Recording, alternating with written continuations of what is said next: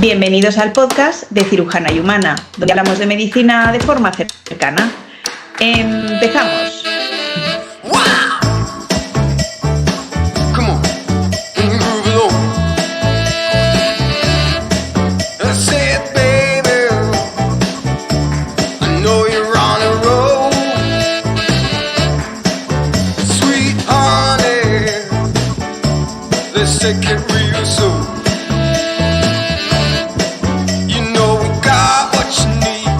Hoy vamos a hablar de un gran conocido, pero a la vez yo creo que todavía un poco desconocido. Lo conocemos del nombre, lo conocemos de palabra, pero ¿qué sabemos sobre el tiroides? Que es el tema sobre el que vamos a hablar hoy. Para hablar sobre el tiroides y contarnos algunas de las cosas más importantes, tenemos la gran suerte de contar hoy con una gran amiga y gran doctora, la doctora Amalia Paniagua. Bienvenida, Amalia. Muchas gracias, muchísimas gracias. Un honor estar aquí en Cirujana y Humana. Amalia, cuéntanos quién eres, dónde trabajas. Me llamo Amalia Paniagua Ruiz y trabajo en la Fundación Jiménez Díaz como endocrino general, y luego tengo una subespecialización en dos cosas: en carcinoma de tiroides, cáncer de tiroides, y luego tumores neuroendocrinos digestivos. Llevo allí 3 años y previamente había estado 10 años en el Hospital Rey Juan Carlos, y ya asumo casi 20 años de experiencia en endocrinología. No los aparentas. Bueno, no sé. Bueno, pues bienvenida, Amalia. ¿Y tu lado humano?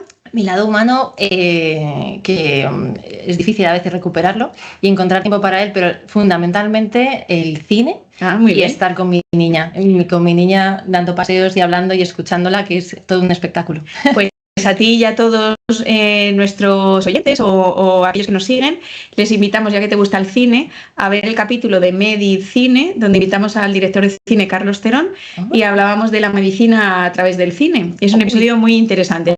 Así que os animamos a verlo o a escucharlo a aquellos que no lo hayáis visto. Yo me conecto seguro, desde luego. El tiroides, Amalia. Sí. El tiroides, ¿qué es? ¿Dónde está? Es decir, ahora está como de moda, todo el mundo tiene problemas de tiroides, o mucha gente, muchas mujeres tienen problemas de tiroides, pero ¿dónde está? ¿Qué es? ¿Y para qué sirve?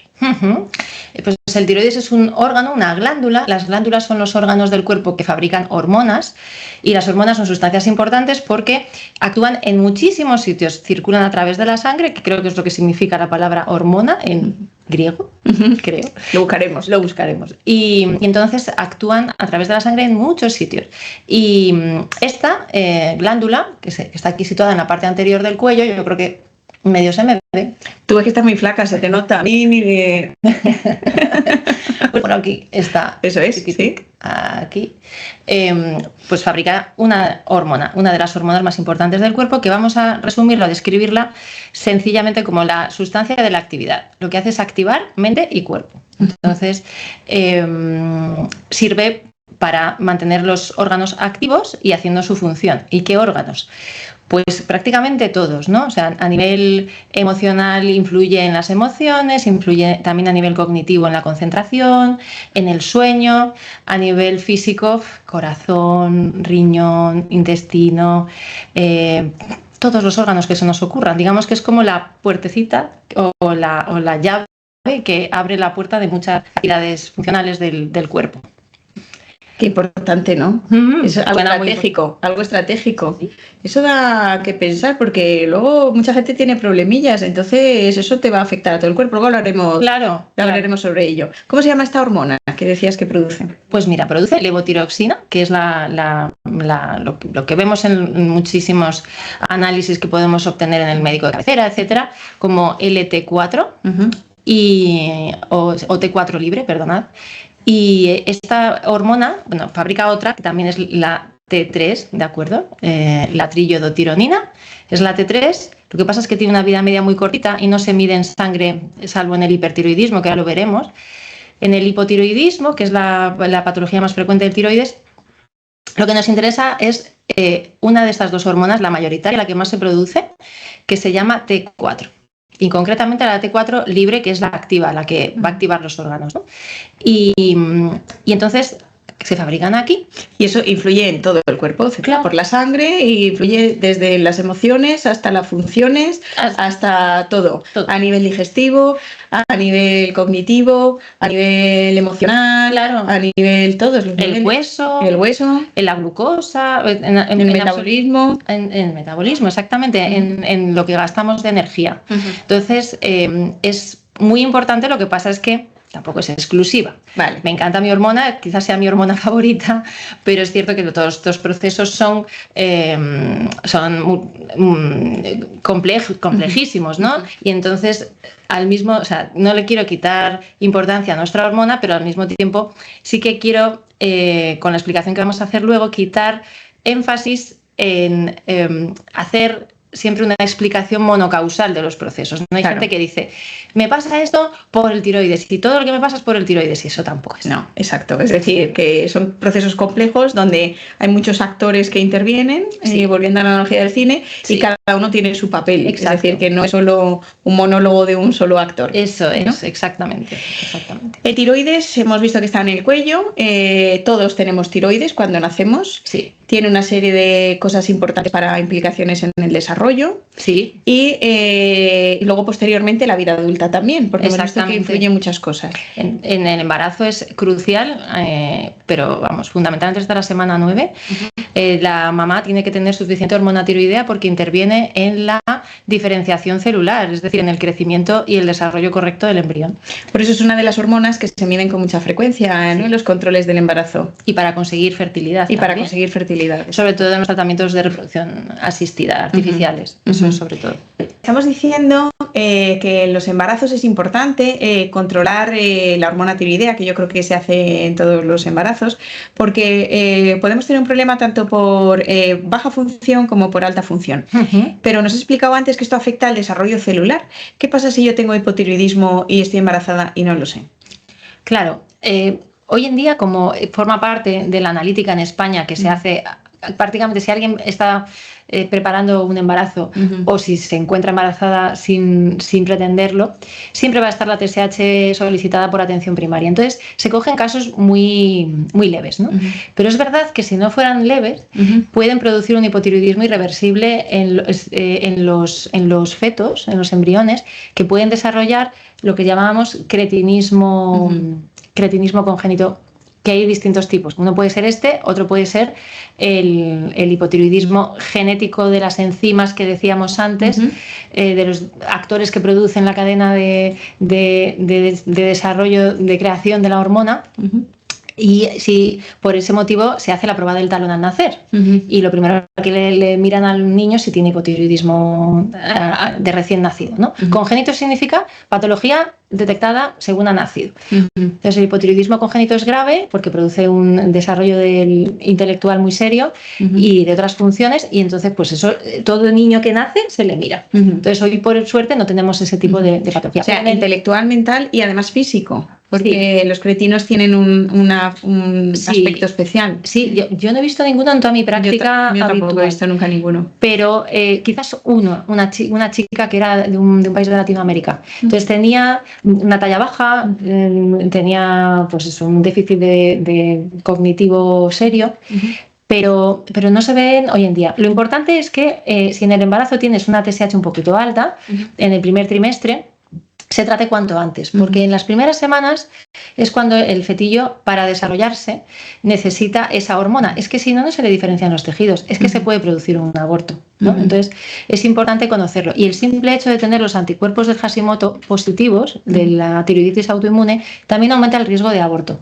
Entonces, en el primer trimestre. Entonces, es importante conocer tu situación de tiroides en cuanto quedes embarazada. Y cuanto antes, mejor. Si es antes de la semana 9, mejor. Bueno, idealmente si estás buscando el embarazo, ¿no? Sí. Es decir, idealmente. Sí, planificas, que sería lo ideal, pues saberlo. Y ya ir incluso con reservas de yodo bien rellenas, ¿no? Nosotros, desde el día del test de embarazo positivo, idealmente 6 meses antes, mandamos yodo aunque produzca los distintos males que puede producir, el beneficio sobre el desarrollo de la función tiroidea del feto es evidente. Esto en cuanto si producimos poco. Sí. ¿Qué pasa si la mujer que está embarazada tiene un hipertiroidismo y no está diagnosticada? Claro, los hipertiroidismos, si son autoinmunes, como decíamos antes, la enfermedad de Graves, la de los ojitos, el anticuerpo estimulante de la madre pasa a la barrera placentaria y le puede producir un hipertiroidismo al feto, que se manifestaría por bocio, que se puede ver en la ecografía ya más avanzado el embarazo, en la semana 20 para adelante, y taquicardia, que es el verdadero problema. También puede aumentar un poquito el riesgo de aborto, pero normalmente se pueden mandar dosis bajas de antitiroideos y en casos extremos incluso operar a la mamá. Lo que no se puede hacer es dar yodo radiactivo. Claro, está claro. Imposible. O sea, que es importante controlar el tiroides en el embarazo. Sí, es muy importante. Ahí sí que, en el caso del hipertiroidismo, sí que le reduciríamos el aporte de yodo a la mamá. Ahí sí. Es el único caso. En los hipotiroidismos y en cualquier embarazada siempre llevan suplementos de yodo en los multivitamínicos que todas las mujeres toman durante el embarazo y es más beneficioso que arriesgado para el desarrollo de la función tiroidea del feto. Fíjate, antiguamente mi madre que tiene 5 hijos, estas cosas no se hacían. No pasaba nada, mira tú, lo lista que eres. Sí, vamos, listísima. Cuando tenemos el tiroides y funciona bien, pues genial, porque todo más o menos pues va sobre ruedas.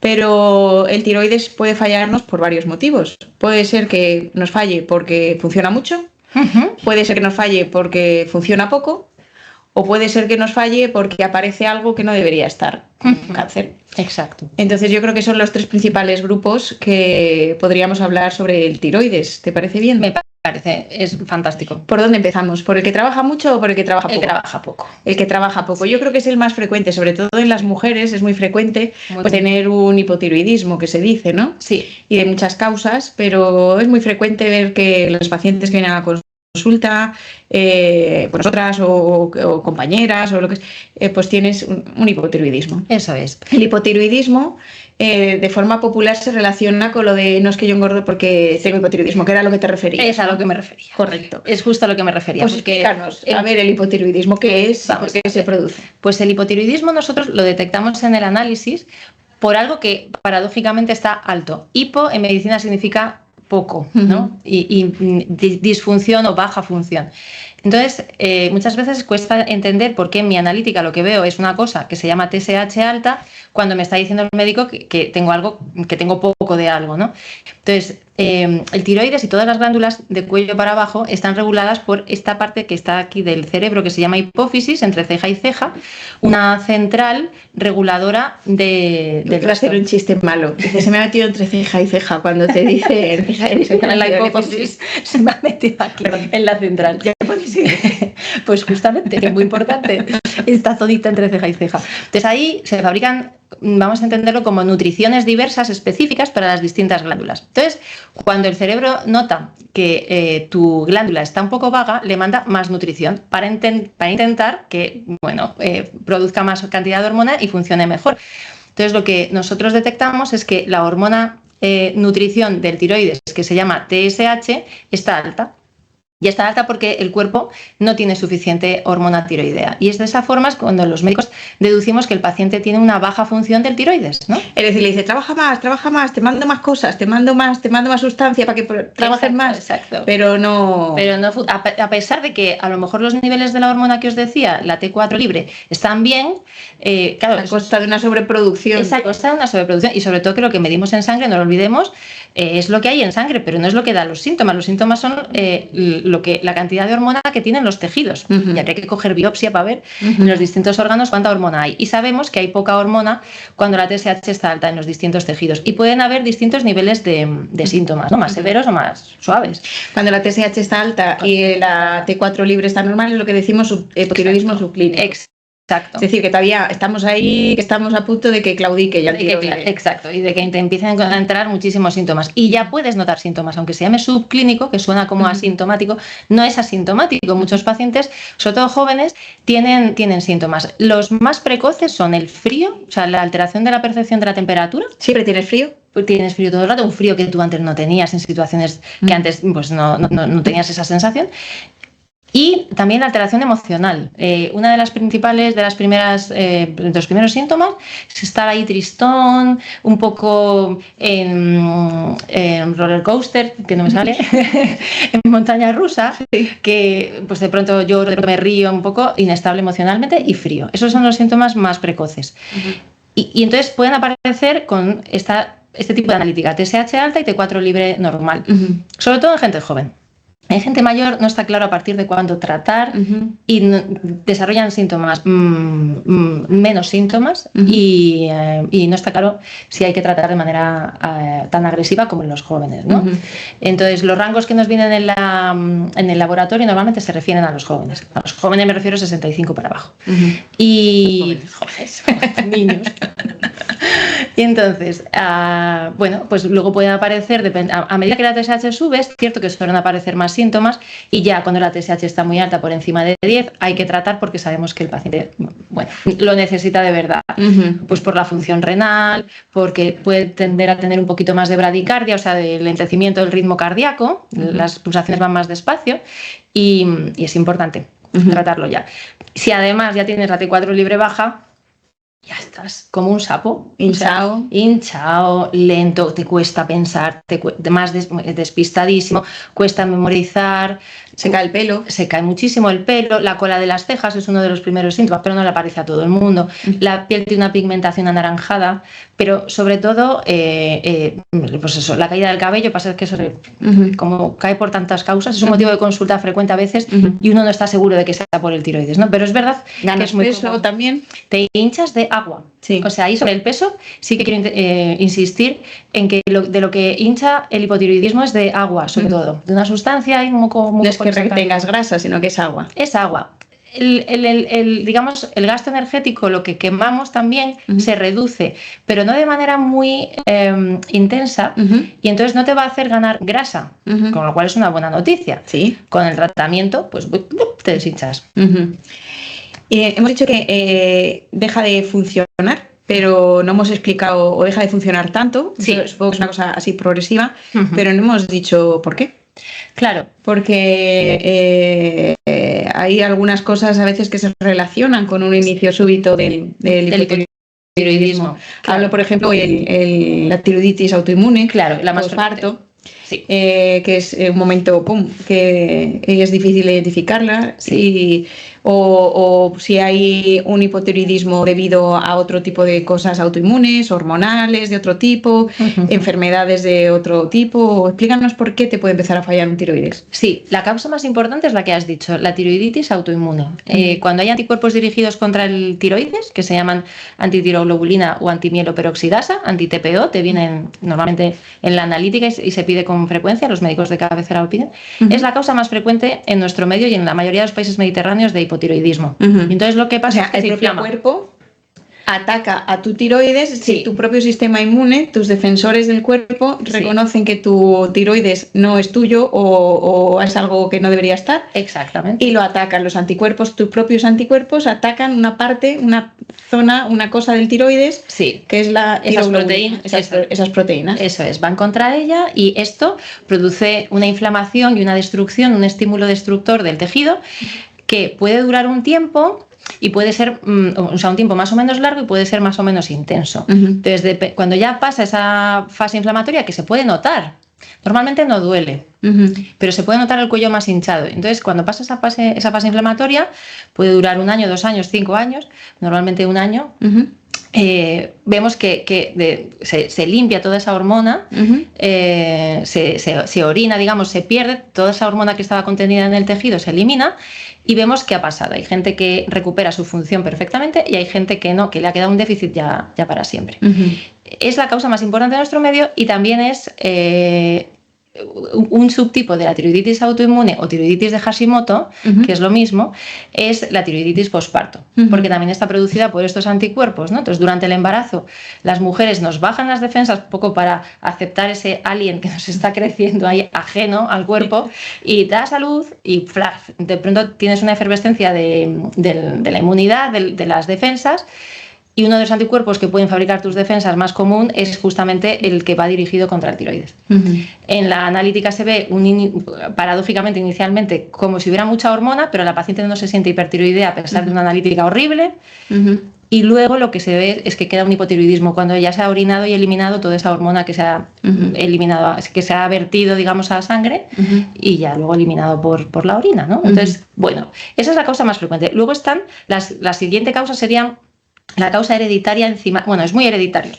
Para empezar. Me gusta una palabra que has dicho porque muchas, sobre todo pacientes, hablan de la tiroides de Hashimoto. Me gustaría detenerme, has explicado muy bien la posparto, en la de Hashimoto, ¿hay alguna causa desencadenante que se haya relacionado, pues no sé, algún medicamento, algún tipo de comida o algo, o no? ¿O es absolutamente idiopático? Porque es una cosa muy frecuente, que supongo que muchos de nuestros oyentes o la tienen o lo han escuchado de un amigo, de una vecina, de una hermana, no sé. Claro, sí, de una hermana, de una madre, de una abuela, típico. Pues a ver, lo que uno es como tantas enfermedades autoinmunes, el desencadenante necesita dos cosas. Una herencia, es sumamente hereditario. Es una tendencia que, por cierto, todas estas enfermedades tiroideas son más frecuentes en mujeres, normalmente se hereda de mujer a mujer, la proporción es muchísimo mayor en la mujer. Entonces, normalmente tienes una tía, una prima que también lo tiene y tú se te desencadena, digamos, la producción de estos anticuerpos por un motivo que normalmente es desconocido, pero puede ser el estrés emocional,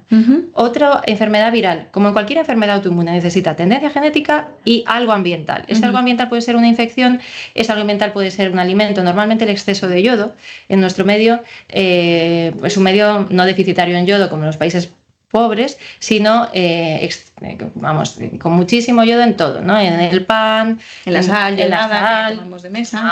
Por ejemplo, hay determinados supermercados en los que solo te venden sal yodada. Entonces, bueno, está muy bien, es importante la sal yodada, pero estimula la producción de estos anticuerpos y además bloquea la conversión. Bueno, bloquea lo que se llama la conjugación de las hormonas dentro del tiroides. Tiene ese efecto, el exceso de yodo. Hay que tomar yodo, pero sin pasarse. Y ahí está el debate científico sobre qué es pasarse y qué no es pasarse. Bueno, pues yo, sin abusar, sí recomendaría tomar un poquito de yodo, pero si tenemos en la familia mucho paciente con tiroiditis de Hashimoto, pues igual el pan, pues hacerlo más casero y para no tomarte encima el pan con yodo de la pastelería o de la panadería.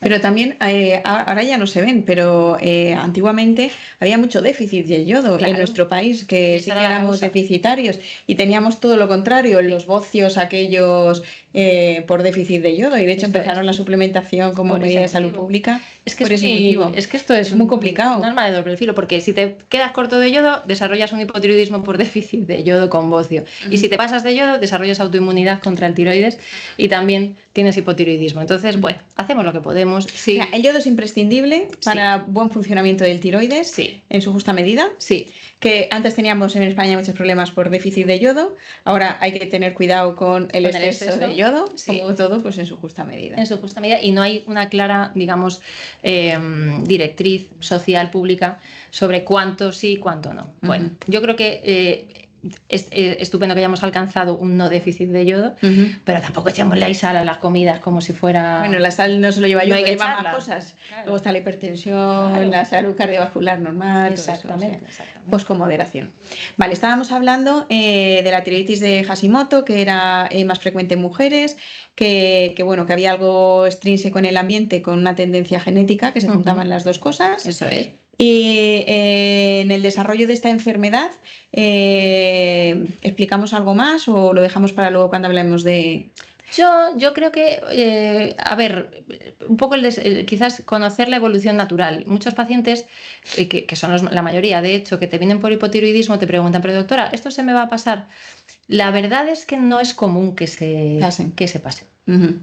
Una vez que se te ha frito el tiroides. Claro, que se te ha frito un poquito, porque normalmente no hacen falta dosis altas. Con el hipotiroidismo por Hashimoto, pues a lo mejor 50, 75 microgramos y hasta más bien 50, porque algo de función puedes conservar. Depende de la severidad de la inflamación que hayas tenido en el momento de la producción de los anticuerpos.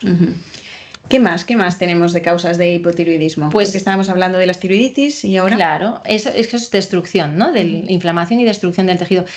está el déficit de yodo, que lo que produce es que no se pueden fabricar las hormonas y entonces se producen unos hipotiroidismos severos donde se fabrica muchísima TSH y eso es, como os he dicho, que es una nutrición, pues hace crecer el tiroides y se producen esos bocios que comentaba la doctora.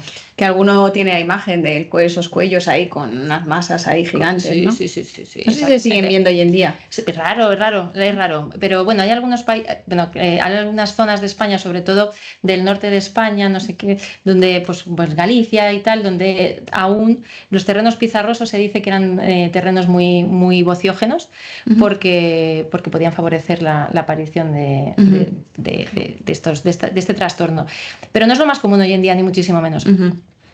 La siguiente causa sería la enzimática. Bueno, pues porque uno de los actores de la cadena de producción de las hormonas no funciona bien, no produce bien y se interrumpe la cadena de producción de la hormona que nunca llega a producirse finalmente como debería. Y también es una causa de hipotiroidismo hereditario relativamente frecuente. Y luego las siguientes yo creo que sería la radioterapia del cuello, pues tumores de cabeza y cuello, por ejemplo, linfomas y demás, y por supuesto la cirugía. Claro, la cirugía te operan del cuello porque tienes un tiroides grande que funciona perfectamente, pero te lo tienen que quitar porque tienes unos nódulos ahí feotes que o te producen síntomas o no está claro si son benignos o malignos, se te quita el tiroides y quedas lógicamente con una falta de hormona, porque es para lo que sirve este órgano. Ahí has tocado un punto que quería yo tratar, que es cuando aparece un bulto en el tiroides, que eso también a veces incluso los pacientes se tocan, hay un nódulo. Sí. Y eso también asusta mucho, es como cuando te tocas un bulto en cualquier otro lado del cuerpo, pues normalmente te sueles asustar. Claro. ¿Qué ocurre cuando tienes un nódulo o te lo ven en una ecografía por cualquier cosa? ¿O qué ocurre cuando hay un nódulo en el tiroides? ¿Qué se hace con los pacientes y qué puede esperar y cuáles son las principales causas? Pues fíjate, es una epidemia, digamos que lo normal es tener nódulos en el tiroides. ¿Sí? O sea, ya todo esto se lo debemos a los orientales que a veces en su atención primaria incluyen una ecografía de cuello. Muy bien. Y gracias a ellos sabemos que 3 de cada 4, prácticamente dependiendo de las series científicas, pero 3 de cada 4 personas tiene o tenemos nódulos en el tiroides. Entonces casi que la norma es tener. La cuestión es qué aspecto tiene y cuándo pedir atención médica, ¿no? por un nódulo. Bueno, yo creo que cualquier persona, si se nota un bulto, debe pedir atención médica. Aquí arriba tenemos las glándulas submandibulares, salivares y tal, y mucha gente viene por bultos aquí que nada tienen que ver. El tiroides está bastante abajo. Entonces ahí pues se realiza una ecografía que es la mejor prueba. Ni resonancia ni TAC, que muchos pacientes te dicen, ¿pero por qué no me piden una resonancia que es mucho mejor? Pues porque no. Para el cuello pasa como con la mama, es que, bueno, en la mama la resonancia no va mal ahora, pero en el cuello no. En el cuello para ver las características del nódulo, las características de sospecha, de malignidad, que al final es menos de un 5% de todos los nódulos tiroideos, o sea, 95% son benignos, ¿vale? Pues lo mejor es una ecografía. Y en función de las características, pues clasificamos a los pacientes para planear su seguimiento con ecografía o para pinchar y hacer una citología y mirarla por el microscopio. Es decir, coger una pequeña muestrecilla del líquido ese y ver qué es lo que hay. Eso es. Y eso puede decir que son benignos o que son dudosos o que son malignos. Exactamente. Y hay una categoría inquietante que se llama indeterminada, con mucha frecuencia, que no pasa nada, que los pacientes vienen muy inquietos, pero en realidad, bueno, pues hoy en día sabemos que el 70-80% de estas lesiones también son benignas. ¿Vale? Y después normalmente se siguen, después del diagnóstico, imagínate, aunque sea un nódulo benigno. Sí, en función de su tamaño y de sus características, que hoy en día creo que debemos exigir que los radiólogos que nos hagan la ecografía informen lo que se llama el TIRADS, que es, pues como en la mama el BIRADS, pues aquí... O en el hígado el LIRADS. Pues mira, no lo sabía. Pues en el tiroides es TIRADS. Entonces eso te dice determinadas cosas sobre el nódulo, si tiene calcificaciones, su tamaño, su brillo, digamos, en la ecografía. Exacto, si tiene buen aspecto y redondito y bonito, o si tiene ahí alguna cosa que está más fea. Exactamente. Básicamente. Exactamente. Y en función de eso y de su tamaño, o sea, ahí te da un score de puntos, una puntuación. Entonces, dependiendo de la puntuación, se clasifican TIRADS de 1 a 5 y cada uno de estos categorías, del 1 al 5, tienen su tamaño a partir del cual se pinchan. Y así es como actuamos. Y en función del resultado, planificamos el seguimiento.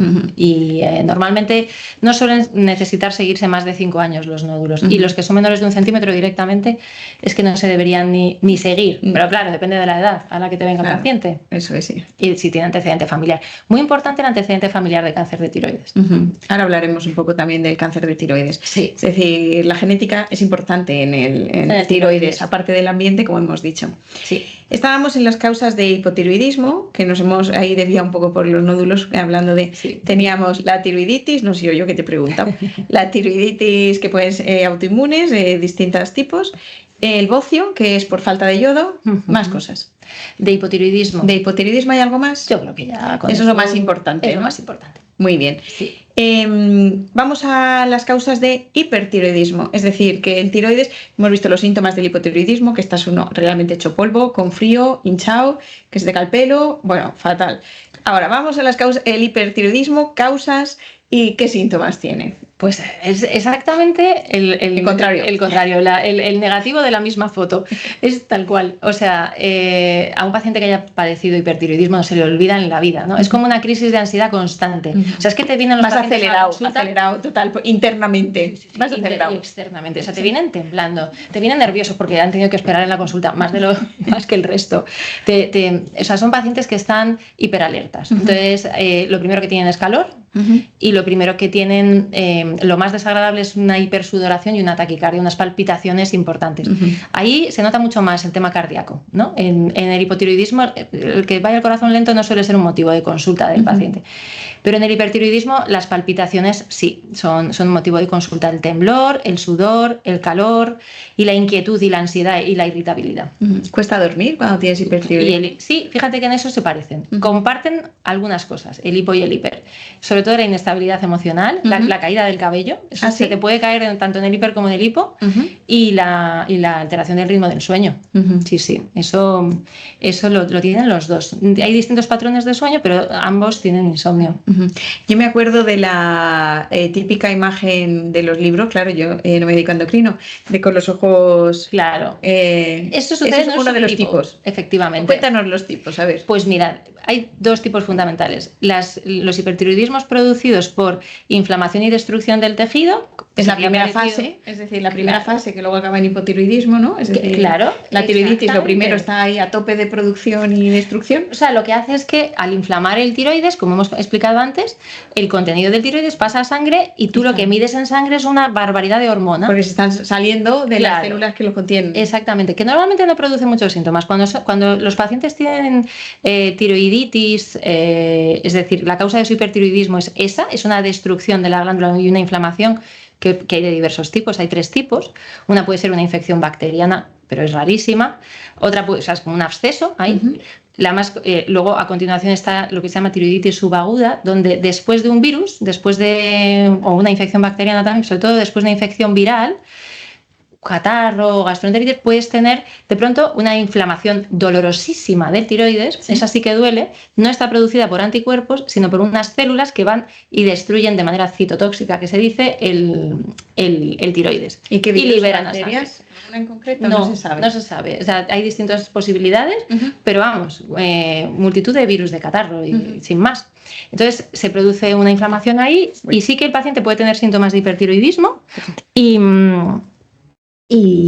bastante incómodos. Lo que pasa es que estos pacientes se suelen recuperar muy bien. Entonces, tienen esa fase inicial y luego muy dolorosa, que se trata con antiinflamatorios, y luego, si tiene síntomas de hipertiroidismo, que es lo que os decía, la analítica es muy llamativa porque se ven unas hormonas horrorosas, niveles muy altos de hormonas, pero el paciente tampoco tiene muchos síntomas normalmente. Lo que le molesta es que le duele el cuello muchísimo.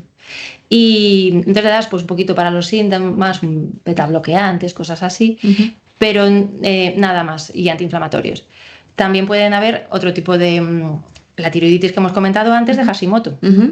Puede cursar inicialmente con esa fase de hipertiroidismo analítico, que no suele dar mucho síntoma al paciente, pero que está ahí y analíticamente el médico, ¿qué ve en un hipertiroidismo? Pues eso, lo contrario que antes. La nutrición, el cerebro dice, no te voy a mandar nutrición, porque estás loco, venga a fabricar hormona. Entonces baja la TSH y sube las hormonas que la T4 libre o la T3 libre. Pero como os decía que me enrollo, o sea, hay dos grandes grupos de hipertiroidismos, los producidos por destrucción del tejido y los producidos porque verdaderamente el tiroides se vuelve más trabajador, autónomo, y no hay ninguna destrucción, simplemente es que trabaja más. Es muy diferente. Y ahí es donde están el de los ojos saltones que decías. Eso es. El hipertiroidismo son tres, digamos, tipos. El hipertiroidismo por enfermedad de Graves, muy frecuente en mujeres. Todo esto que voy a decir, todo es bastante más frecuente en mujeres también. Por enfermedad de Graves, el bocio o el nódulo, el bocio y el nódulo tóxico, que es simplemente que uno o varios nódulos del tiroides, es un paciente con bocio, que bocio significa tiroides grande, puede ser como un globo que se hincha o puede ser como un racimo de uvas, que es el bocio multinodular, que es lo más común, y algunos de esos nódulos se han vuelto muy trabajadores y productivos. Y a veces solo hay uno, y eso se llama adenoma tóxico. Estos tres tipos, enfermedad de Graves, bocio tóxico o adenoma tóxico, son producidos por hiperfunción y no pasan luego por una fase de hipotiroidismo normalmente. Entonces, lo que vemos en todos los casos, tanto sea por tiroiditis como por hiperfunción, es TSH baja y las hormonas periféricas, las hormonas del tiroides muy altas. Y todos estos síntomas. En el caso de la enfermedad de Graves, que es ese subtipo que hemos dicho, que donde también se produce por un anticuerpo, es una enfermedad autoinmune también, pero no es un anticuerpo destructor, es un anticuerpo estimulador de la función del tiroides, que tiene la maldita casualidad de que también se deposita en la grasa periorbitaria de alrededor del ojo y ahí se forma una inflamación que hace que el globo ocular salga hacia afuera y produce picor y produce eritema del ojito, de la carúncula, que es esta cosita, esta parte que hay aquí, dolor al mover los ojos y demás. Y también puede este anticuerpo depositarse delante en la tibia, en la parte anterior de la pierna, ahí y producir lo que se llama un mixedema, que también es dolorosísimo, pero es muy poco frecuente. Lo más frecuente es en los ojos, la afectación ocular y la afectación del tiroides, que ahí en estos hipertiroidismos muchas veces encontramos tiroides grandes también. En la enfermedad de Graves siempre hay un tiroides muy grande, y en los bocios multinodulares también, claro, y en el adenoma tóxico también. Tenemos los hipertiroidismos que son autolimitados, que son como el que hemos dicho de Hashimoto, pero otros no, como en el de la enfermedad de Graves o el adenoma tóxico, que esos no se autolimitan. Están ahí, dale que te pego, funcionando. Sí. Y habrá que poner algún medio para tratarlos. Claro. En el de la enfermedad de Graves, como está producido por un anticuerpo, también se autolimita, pero tarda.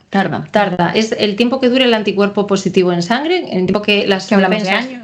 Pues suele ser un año y medio, normalmente, el tiempo que dura ese anticuerpo estimulante del tiroides en sangre, y durante ese periodo necesitas tratar. Cursa en brotes. Hay personas que solo tienen un brote en la vida, pero la mayoría tienen más de uno. En el bocio tóxico y en el adenoma tóxico, ahí sí que eso no se suele parar solo, eso suele persistir y hay que hacer un tratamiento definitivo. Los tratamientos del hipertiroidismo hiperfuncionante, que es esta segunda categoría de autonomía de pronto del tiroides, se trata con antitiroideos para bloquear la síntesis de hormonas en una primera fase. Desde luego, en la enfermedad de Graves, en una primera fase siempre se hace así: se mandan pastillitas para que no produzcas hormonas mientras tengas el anticuerpo positivo en sangre. En los otros dos casos del bocio tóxico y el adenoma tóxico, la verdad es que puedes tratar con antitiroideos, pero sería para siempre, ¿no? En la mayoría de los casos. Y se puede hacer, no es un fármaco normal. ¿Es gente joven o gente de mediana edad? Mayores. O sea, el tiroides es de los pocos órganos que se vuelve trabajador con la edad. ¿Sí? Sí, cada vez trabaja más. Entonces, es más común en gente mayor, 50, 60. La enfermedad, bueno... Antes eran jóvenes, los de 60, ahora son mayores. No, mayores, jóvenes. No sé, pero a partir de esa edad. Sin embargo, la enfermedad de Graves es de personas de 20, 30 años, mujeres en torno a los 30. La cuestión es que en los segundos casos, bocio o adenoma tóxico, incluso en la enfermedad de Graves, cuando rebrota, podemos plantearnos ya tratamientos definitivos, que son o el yodo radiactivo o la cirugía, en el último término. Ahora hablaremos del tratamiento y de las diferencias. Bueno, vamos a hablar ya que hemos enlazado. Vale. ¿Qué diferencias a ti llegan y dicen, esto hay que tratarlo? ¿Te podemos ofrecer yodo radiactivo o te podemos ofrecer cirugía? ¿Qué ventajas tiene cada uno y qué consecuencias? Porque supongo que el yodo radiactivo tendrá consecuencias, la cirugía sé que las tiene, o puede tenerlas, pero pues, no sé, a mí lo de radiactivo no me gusta. Lo de radiactivo suena muy mal y el paciente cuando te mira y dices, tengo un tumor. No me acaba de gustar. Y la verdad es que es bastante inocuo. O sea, realmente las dosis que damos son tan bajitas que digamos que el yodo radiactivo para tratamiento del hipertiroidismo prácticamente se puede decir que es inocuo. Otra cosa es en el cáncer de tiroides, como veremos luego. Pero en las dosis que damos para hipertiroidismos, que son 10 milicurios, que se dice, dosis bajitas, la verdad es que se tolera fenomenal. No afecta a la fertilidad ni afecta absolutamente nada, ¿no? La cuestión es en el radioyodo si te va a producir pueden pasar tres cosas: que te quedes perfecto, que te quedes con una hipofunción, porque se puede pasar de efectividad, o que no te haga nada, que es lo menos frecuente. Normalmente algo te hace, o te quedas bien o te quedas hipotiroideo, moneda al aire. Y además hay forma de predecirlo, de manera así muy segura, ¿no? No tiene que ver con la dosis, no tiene que ver con la respuesta de cada paciente. Es idiosincrásico, sí. Y entonces, pues bueno, es un tratamiento que a nosotros nos gusta mucho porque frena el hipertiroidismo por autonomía y atrofia los nodulitos, si hay nodulitos. Entonces, pues bueno, es un... ¿Y a nivel del resto del cuerpo tiene algún tipo de efecto o alguna cosa que pueda ocurrir? No, de manera significativa prácticamente nada o nada. En las glándulas salivares se puede fijar.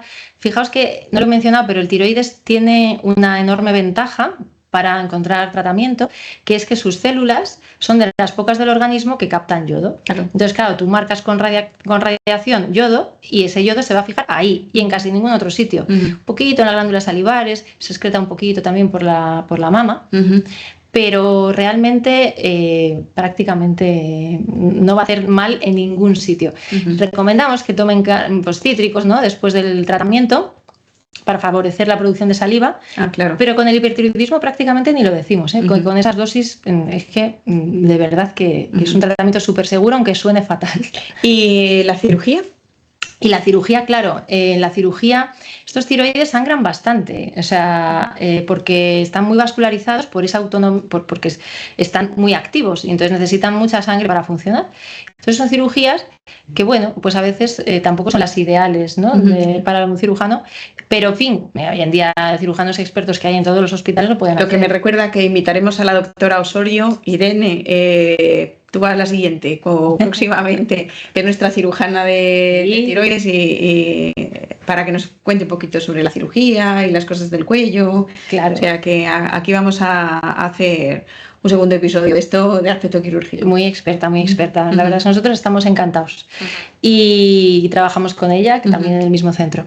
Y bueno, pues el hipertiroidismo, la cirugía para el hipertiroidismo tiene los riesgos que tiene para cualquier otro motivo de tiroidectomía, ¿no? Pero es más precisa, me explico. Si te quita el tiroides, te cura seguro. Te cura seguro, Eso ¿no? Seguro. Eso tiene... Y también se puede hacer hoy en día para el hipertiroidismo tratamiento con radiofrecuencia, con termoablación, que son distintos. Pero para los adenomas o para los nódulos, claro, ¿no? Sí, solamente para los adenomas o para los bocios multinodales. Es como achicharrar el nódulo. Lo achicharras ahí y es un tratamiento, bueno, mínimamente invasivo, que también funciona. Clásicamente se ha considerado menos eficaz que el radioyodo. Pero cada vez se hace más. También. Y bueno, es una alternativa a la cirugía si el paciente no quiere operarse. Pero normalmente para los hipertiroidismos no operamos mucho. Normalmente, salvo que tenga el paciente síntomas compresivos, o sea, que le cueste tragar, que tenga una tos crónica, que le duela. Ya es más raro que tenga estridor, que es que no pueda respirar. O sea, eso es muy raro, sí. Pero lo reservamos en último lugar. Pero en fin, los riesgos son, que los comentará la doctora Osorio mucho mejor, el hipotiroidismo, que seguro le va a quedar después, sin lugar a dudas, el la dificultad para regular el calcio potencialmente si afecta a un organito que hay aquí detrás que se llama paratiroides y que controla el nivel de calcio en sangre, o la ronquera o disfonía si te afecta a los nervios que van a las cuerdas vocales. Pero la verdad es que en manos expertas va también muy bien. Después de la cirugía y algunas veces después de el yodo, hay que suplementar al paciente, es decir, siempre después de la cirugía y algunas veces en función de la función que te quede. Sí. Y ese sí que sería de por vida, esa pastillita que te tienes que tomar, que bueno, todos los pacientes lo conocen, el Eutirox, la levotiroxina, que casi todo es muy frecuente. Sí. Hoy en día en consultas mucha gente toma muchísimas preguntas y mucha gente toma, y sería de por vida. Sería de por vida, desde luego. Después de una cirugía seguro y después del radioyodo con muchísima frecuencia también. Necesitaría dosis más bajas, pero al final la costumbre de la pastillita es la misma, ¿no? Sea mucha dosis o poca dosis. Y, hombre, el hipotiroidismo tratado, la verdad es que va fenomenal. Siempre decimos que es mayor riesgo tener un hipertiroidismo sin tratar, tener un hipertiroidismo tratado que tener un hipotiroidismo tratado. Entonces, aunque los tratamientos de hipertiroidismo pueden provocar hipo, la situación es más deseable, ¿no? El hipotiroidismo tratado no tiene ninguna repercusión en la salud significativa, sin embargo el hipertiroidismo, aunque esté tratado, puede producir arritmias cardíacas, puede producir osteoporosis y Bueno, la osteoporosis, que es un gran problema. Os animamos a escuchar el capítulo de la osteoporosis que grabamos, no me acuerdo del número, pero vamos, está en la lista, muy interesante, sobre todo lo necesario, además nos afecta mucho a las mujeres también. Mucho. Mira, igual que el tiroides. Sí. Estábamos hablando de cuáles son las posibles causas de ese hiper o ese hipotiroidismo, y hoy en día en redes que vemos muchas veces cosas sobre nutrición, que está súper de moda. Entonces hay gente que te dice, no te comas tal alimento que te va a fastidiar el tiroides, o come tal que te va a mejorar. ¿Qué hay de cierto en la nutrición y el tiroides? Porque hay muchos alimentos que te dicen, no puedes comer coliflor o no puedes comer X cosas si tienes hipotiroidismo. ¿Qué hay de cierto en todo esto? Sí, hay algunas cosas ciertas. Por ejemplo, o la cola de caballo también, sí, todo eso. Pero es porque mucha gente toma infusiones y cosas. No, es que esto me lo han dado en el herbolario, debe ser bueno, pero natural. No, cuidado. Eso quería hacer un apartado especial de esto, precisamente. Sí. No, a ver, vamos, lo primero que quiero decir es que los productos del herbolario pueden afectar al tiroides con muchísima frecuencia. Que la cola de caballo es la reina, pero la hierba de San Juan y otra serie de sustancias pueden afectar. Entonces, tanto en un sentido como en otro. Normalmente en el sentido del hipotiroidismo, pero a veces no, a veces en el hiper. Si se puede evitar, teniendo una afectación tiroidea, tomar productos de herbolario, así dicho en general, mejor. Eso vaya por delante. Ahí el herbolario sí que, lo siento, es nuestro enemigo en endocrino en muchas patologías. Respecto a alimentos y hipotiroidismo, ya lo hemos dicho. El exceso de yodo puede ser un problema y la falta de yodo también, así que bueno, la cuestión es no abusar de la sal yodada ni de los productos de pastelería o panadería industrial porque tienen mucho yodo. Y en el hipertiroidismo también el exceso de yodo nos puede hacer daño, porque si tienes un tiroides con nódulos, es un tiroides que puede tender a ser trabajador y la nutrición del tiroides, la comida del tiroides es la TSH que fabrica la hipófisis y el yodo. Son las dos nutriciones que tiene. Entonces, si tú le das de comer, pues va a fabricar más. Y puede producirse un hipertiroidismo por exceso de yodo. Por ejemplo, cuando te ponen un contraste por vena. ¿Ah, sí? Sí, a veces lo vemos después de TACs o de urografías y tal, con contraste. Puedes ver episodios de hipertiroidismo en pacientes que tienen nódulos en el tiroides o que tienen hipertiroidismo de base. Y también, tema nutrición y bocio, los derivados de la col, la coliflor, las coles de Bruselas, tomados con mucha frecuencia, por ejemplo, las crucíferas y todo eso. Sí, exactamente. Eso compite con el yodo en el receptor del tiroides y puede producir bocio, puede hacer que crezca el cuello. Sí, o sea, es cierto. Sí, eso es verdad. Los rábanos, los cacahuetes, todo eso. Los rábanos comido, los cacahuetes. Pero comido en exceso. O sea, comed rábanos y cacahuetes sin miedo, porque entiendo que nuestra dieta no es muy... col, de los tipos, el coliflor. Exacto, el brócoli y tal. El brócoli. Nosotros no lo eliminamos de la dieta en absoluto. Solamente, fijaos, en los orientales, o incluso en los no orientales, que tomamos bastante sushi y tal, las algas marinas tienen muchísimo yodo. Entonces ahí bueno, intentar que tu dieta no se base en eso, ¿no? Pues a lo mejor una vez cada 2 semanas, pero no constantemente. Sí, que además dicen las algas que son súper buenas, ¿qué tal? Y el arroz también tiene mucho yodo y es un problema para el tiroides. Claro, en cualquiera de los sentidos. Muy bien, entonces también eso, los herbolarios, cuidado. Sí. Que afectan muchas cosas al tiroides, y en la dieta pues las crucíferas fundamentalmente pues con moderación. Buenas, pero no a diario. Los rusos, por ejemplo, hacen bollitos de col, Sí. en general en Europa Oriental, y se alimentan de eso diariamente. Pues no, eso intentamos rebajarlo. Claro. Sigamos, teníamos el hipotiroidismo, el hipertiroidismo, y ahora vamos a otro tipo de enfermedad que son los tumores. Sí. Cuéntanos sobre los tumores en el tiroides, cómo los diagnosticamos, si son los mismos síntomas y cuáles son los tipos. Pues fíjate, hay varios tipos, pero el mayoritario con enorme diferencia y de manera epidémica, de nuevo, precisamente por la costumbre que hay ahora de hacer ecografías de cuello, es el carcinoma diferenciado de tiroides. Hay, digamos, vamos a decir 3 tipos de tumor en el tiroides. El diferenciado de tiroides, que procede de la célula que fabrica tiroglobulina, el medular de tiroides, que es muy infrecuente en comparación y que no procede de esa célula, y luego los que vamos a llamar carcinomas anaplásicos de tiroides, que son rarísimos y que tienen una agresividad enorme, pero son verdaderamente raros. Entonces, los podemos clasificar en esos 3 grupos, el diferenciado, el medular y el anaplásico. Entonces, dentro del diferenciado, que es el epidémico,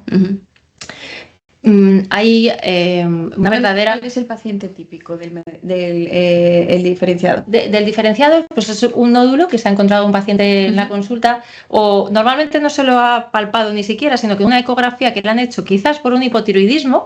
A veces pacientes con hipotiroidismo se les hacen ecografías de cuello sin mucho criterio. Si a lo mejor el médico que les ve no sabe palpar bien el cuello, pues le meten en la batería de pruebas también una eco, y incidentalmente se encuentra un nódulo. Entonces, tenemos una verdadera avalancha de pacientes con tumores de carcinoma diferenciado de tiroides. Es uno de los que más se ha disparado en la biología humana en los últimos años, vamos a decir 20 años. ¿Y relacionado con algo?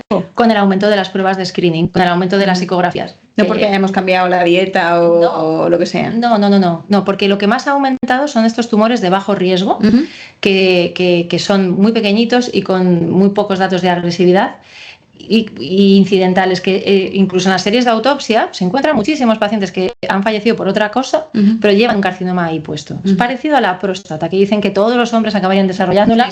Pues probablemente el carcinoma diferenciado de tiroides sea parecido en el sentido de que es muy indolente y puede estar allí décadas sin dar ningún síntoma y sin afectar a la supervivencia, que es de lo que hablamos, ¿no? Entonces ahí tenemos una avalancha de ese tipo de tumor. 2/3 de ellos son de bajo riesgo.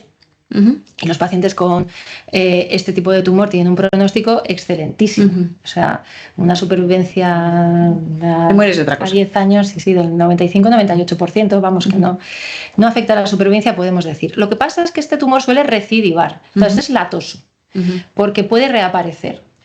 Y el tratamiento es quitarlo. El tratamiento el tratamiento fundamental es quitarlo, pero ahora en las nuevas guías americanas que van a salir, somos cada vez más conservadores. Sí, vigilancia activa, ¿no? De estos tumores. Hay los tumores que presumiblemente parecen de bajo riesgo, los orientales que quizás tengan un cuajo y un humor que les permite saber que tiene algo malo ahí y dejárselo puesto, pues es que no lo operan. Y cada vez nosotros más en nuestros países, en Europa también, cada vez pensamos más en esta posibilidad de seguir en pacientes de determinada edad, probablemente entre los 50 y 60 años.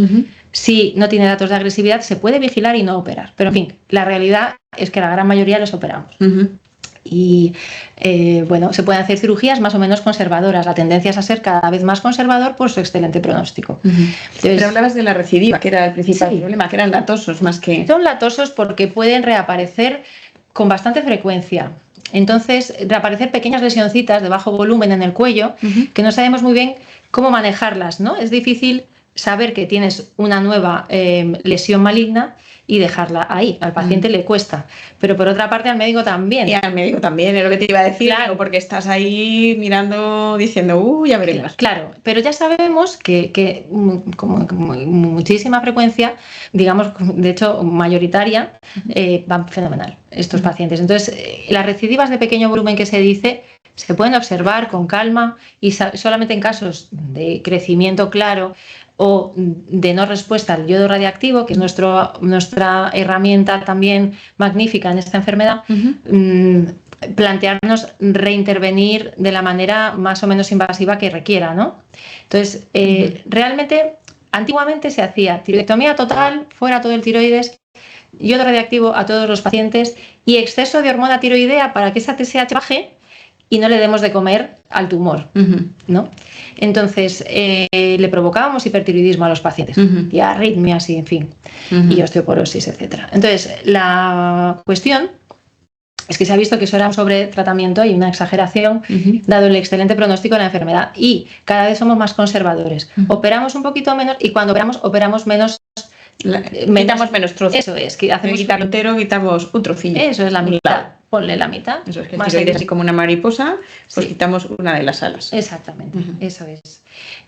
Lo tenemos cada vez más en cuenta, intentamos hablar en comité, en la mayor parte de los hospitales hay comités para debatir esto y junto con el paciente decidir qué hacer, lo más eficaz y lo más conservador, o sea, elegir el mejor paciente, el mejor momento y el mejor tratamiento, ¿no? Que decimos. Entonces, solo a los que se les ha quitado todo el tiroides, precisamente porque no se consideran de bajo riesgo, se les plantea la opción de yodo radiactivo, que es muy eficaz también. Y la mayor parte de los pacientes son sensibles al yodo porque el tejido tiroideo benigno y maligno tiene ese canalillo para que entre el yodo, y si es radiactivo, pues destruye el tejido y quita, digamos, lo que el ojo humano, el cirujano, no puede quitar porque es invisible o microscópico. Entonces es como una limpieza añadida a la cirugía. Pero se va haciendo cada vez menos, aunque por supuesto cuando reaparecen las lesiones es nuestra primera herramienta y en caso de que no respondan al yodo radiactivo nos planteamos cirugía otra vez. Sí, dependiendo del volumen, ya digo, tiene un volumen significativo como para volver a operar porque normalmente no afecta al pronóstico demasiado, ¿no? Y solamente en casos yodo refractarios que reaparecen con comportamientos agresivos, nos podemos plantear quimioterapias, que en este caso son terapias dirigidas como los inhibidores de tirosinquinasa, que son fármacos orales, que se toleran no demasiado bien, pero que tienen bastante eficacia hoy en día. No se toleran bien porque dan cansancio, diarrea, sobre todo tienen efectos secundarios. Sí, claro. Sobre todo la astenia es el síntoma. Pero en fin, son los menos. O sea, es una enfermedad con excelente pronóstico. Luego tenemos el segundo grupo, que es el carcinoma medular de tiroides. Eso es. Que puede ser bueno, el diferenciado también tiene cierta heredabilidad, ¿no? El medular es el que siempre salen las preguntas a mí. Sí, es verdad, es verdad. No lo sabemos por eso. Exacto. Sí. Efectivamente, puede asociarse a mutaciones conocidas y a otro tipo de enfermedades que también son endocrinas, del calcio y tal. Y puede tener muy buen pronóstico también en la mayoría de los casos. Hoy en día somos un poquito más agresivos con la cirugía, aunque también cada vez se hacen cirugías menos amplias, pero lo de la vigilancia activa no se suele... ¿Es de gente más joven también o es lo que hemos entendido, no? Es variable, es variable. ¿En los men y todo eso? En los men sí, son más jóvenes, claro. Y dependiendo de la mutación, del tipo, porque hay varias mutaciones... Men y neoplasia endocrina múltiple, que estoy pensando que no lo hemos dicho a la audiencia. Varios tumores neuroendocrinos a la vez. Sí. Vale, a la vez, o secuenciales en el tiempo, pero con una susceptibilidad genética que se hereda. Sí. Y hay familias que se vigilan, porque si hay un caso se vigila la familia. Claro. Así que no es lo habitual en la población general. No. Que son familias que suelen estar estudiadas o a partir de un caso se estudian. Exactamente. En estos pacientes nos sirve el yodo, porque es de otro tipo de célula del tiroides, no es de la que come yodo ni tiene... Ahí no, pero bueno, la cirugía va muy bien y los pacientes tienen una supervivencia a largo plazo bastante buena en la mayor parte de los casos. Y luego está el anaplásico, que en fin, es un tumor, por desgracia, muy, muy agresivo a nivel del páncreas, vamos, el carcinoma de páncreas. Es decir, pero es muy infrecuente. Yo creo que... y además hoy en día hay esperanza con ese tumor, porque hay unas quimioterapias bastante más eficaces que antes y bueno, pues es una buena noticia para los poquitos pacientes que desarrollan la enfermedad. Teníamos los 3 principales grupos de patologías en el tiroides, de enfermedades, el de menos, el de más y los tumores. Sí. En todos ellos, al final, tanto sea por cirugía o porque se te fríe el tiroides o porque tienes un tumor y te hemos quitado un trozo, hay que dar tratamiento de sustitución de la hormona que se produce en el cuerpo y la tienes que tomar por vía oral. A nosotros siempre nos produce mucha curiosidad y a los pacientes supongo que también, ¿cómo se ajusta la dosis? ¿Cómo sabes qué dosis? Porque a veces tomo 83,2 el lunes y los miércoles y los jueves 24,18 y ¿cómo ajustáis la dosis? Porque también a lo mejor los pacientes ven a veces que eso no es fácil, es lo que quiero transmitir, ¿no? Que a veces es un poco ir probando ahí. Totalmente, a veces parece... Explícanos cómo lo hacéis, porque... Parecemos brujillas estas medievales con un ojo de tritón, un poquito de tal, el viernes le añades no sé qué. Bueno, hacemos lo que podemos porque no es muy matemático. Se convierte en matemático después de la tiroidectomía total. Que es 100% seguro. Sí, eso es exacto. No tienes tiroides, necesitas esto al día. Eso, 1,6 miligramos por kilo de peso y aciertas casi seguro. Tampoco 100%, pero bueno. En el resto de los casos, por los hipotiroidismos que hemos mencionado, normalmente distinguimos 2 grupos, que son las pacientes embarazadas y el resto. Eso quería hacerte otra pregunta después. Claro. En las gestantes se empieza con más dosis, porque necesitan más dosis y todo va bien, no pasa nada. Normalmente en un paciente con un hipotiroidismo recién diagnosticado, pues le empiezas con la dosis de 25 microgramos y vas viendo su analítica. Salvo que la TSH, la nutrición del cerebro, esté súper altísima y entonces a lo mejor te atreves con 50 o incluso más. Pero normalmente al principio es 25 microgramos y vas viendo. Y lo que es importantísimo es que este tratamiento se debe tomar media hora antes del desayuno con agua. O sea, es un fármaco inocuo, es una copia de lo que produce el cuerpo humano maravillosa, pero se absorbe fatal. Entonces se tiene que tomar 30 minutos antes de desayunar, no mezclarla con café, no, con agua y aguantas 30 minutos. Y tampoco mezclarla con casi ningún fármaco, especialmente el hierro, fundamental el hierro, lo pasas a la merienda o a la media mañana con tu zumo de naranja si quieres favorecer que se absorba el hierro, pero no me lo mezcles con la hormona tiroidea porque no se va a absorber. Entonces, esa es la única pega que tiene la hormona. Se toma una vez al día. Hace algún tiempo vi un estudio curioso que hacía una comparación entre tomárselo por la mañana 30 minutos antes o tomarlo por la noche. Sí. El estudio curioso decía que frente a los pacientes que lo tomaban por la mañana en el desayuno y los que lo tomaban por la noche, ya separado de lo que era la cena, pero ya antes de dormir, que seguro que no ibas a tomar nada después, era mejor tomarlo por la noche. Claro, sí, pero no está claro. O sea, de manera fehaciente, porque hace poquito me lo tuve que revisar. Claro. No está claro. ¿Sabes dónde es el subgrupo de pacientes que se beneficia más? Vale. Los que tienen guardias. Claro, como yo, por eso lo tomo por la noche. Yo tengo tiroides y lo tomo por la noche muchas veces. Claro, entonces ahí la TSH manda. O sea, si me haces cosas raras, si te funciona, pues tienes tú la razón. Por eso revisé aquella cosa. Sí. Pero hace tiempo ya. Sí. Y también que si la soja, que si tal, hay un montón de cosas que interfieren. En teoría, los pacientes que tienen turnos nocturnos o turnos rotatorios y tal, lo importante es priorizar el momento en que no se les olvide. Y ya nosotros luego ya ajustamos la dosis. Exacto, eso es importante, pues si se te olvida vas mal. Que sea a la misma hora más o menos y demás. Pero en principio mejor por la mañana. Vale, a la mañana desayuna, antes del desayuno media hora, pero claro, hay que dejar 30 minutos. Hay gente que sale corriendo de casa. O que no puede soportar no tomarse un café inmediatamente. Claro. Entonces, pues ahí se lo puede tomar y nosotros ajustamos la medicación. Quizás simplemente le demos más dosis de la que necesitaría si hiciera el ayuno de 30 minutos. Pero bueno, que todos los males sean ese, no hay problema. Claro. Has hablado de la soja. Sí. Que la soja no habíamos dicho nada. No habíamos dicho nada. Es que la soja está súper de moda y eso también me interesa, igual que lo de los herbolarios, me interesa que nos cuentes de la soja. Y la soja interfiere también, compite un poquito con el yodo, también es una sustancia un poquito bociógena y también afecta la función del tiroides. Pero yo me he vuelto un poco más permisiva con la soja, porque no hay tantos estudios de buena calidad que nos la prohíban, ¿no? Entonces, Bueno, pues si el paciente lo necesita, paciente con sofocos menopáusicos, paciente que toma soja por algún motivo médico, vale, lo compro. Pero si no es imprescindible, también si se puede evitar, mejor. Has abierto un melón, lo sabes, por los sofocos menopáusicos. Ay, qué horror. ¿La soja es buena para ello? Creo que sí. No soy muy experta en menopausia, pero parece ser que sí. No es mano de santo para todos los pacientes, y hay pacientes pobres que necesitan cosas mucho más serias, ¿no? Pero puede paliar. Sí. Muy bien. Pero es un estrógeno, pues eso, vegetal.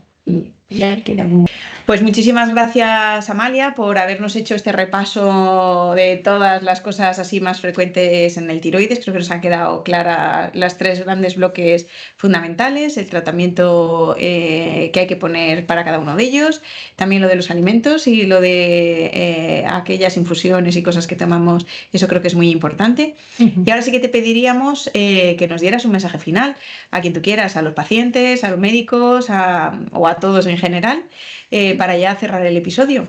Bueno, pues yo creo que no es necesario insistir en lo importante que es el tiroides, porque ya médicos y pacientes lo conocen, lo interpretan y le atribuyen a veces la importancia en mayor o menor medida que tiene, ¿no? Yo diría que es importante preocuparse por el tiroides, sobre todo si tienes familiares con patología del tiroides, ya sea maligna o ya sea funcional, es decir, hipotiroidismo sobre todo, pero sin darle demasiada importancia ni atribuirle la causa de todos los males que uno tiene, ¿no?